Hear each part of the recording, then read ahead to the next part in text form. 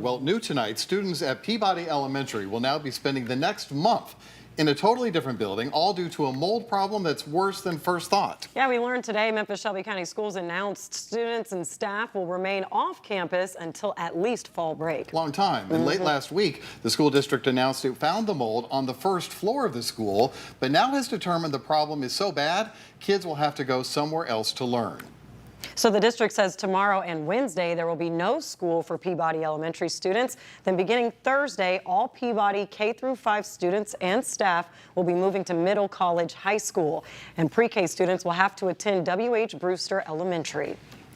Well, questions remain about exactly what kind of mold they found and how long it's been there. Our Stephen Pimpo spoke with a local mold expert today who has similar questions for the district. I reached out to MSCS today asking when exactly that mold inside Peabody Elementary was discovered, but have yet to receive a response. Now, MSCS has released that 4-step plan to deal with the issue, but the licensed mold assessor I spoke to today says something's missing from that list.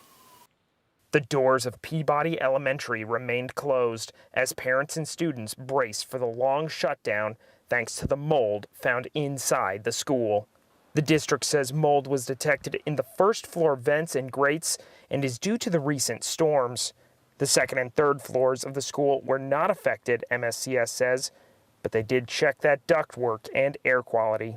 It's caused by condensation in that area, and it would form on that. Typically, more times than not, like 90% of the time or even more, it's a mold called cladosporium. It's a very common outdoor mold. It's not a black mold. MSCS says they've developed a 4-step plan to address the issue.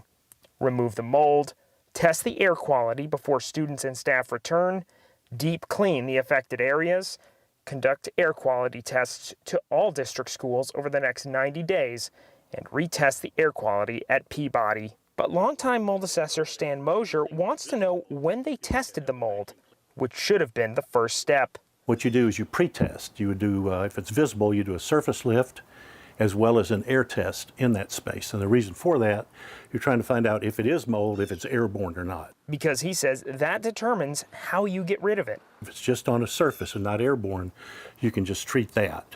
If it's airborne, then you have to clean everything, detail clean everything in that space. The school district has not made public what type of mold is inside Peabody, which Mosier says should not take very long. If we do samples today, I'll get you results tomorrow. In Memphis, I'm Stephen Pimpo.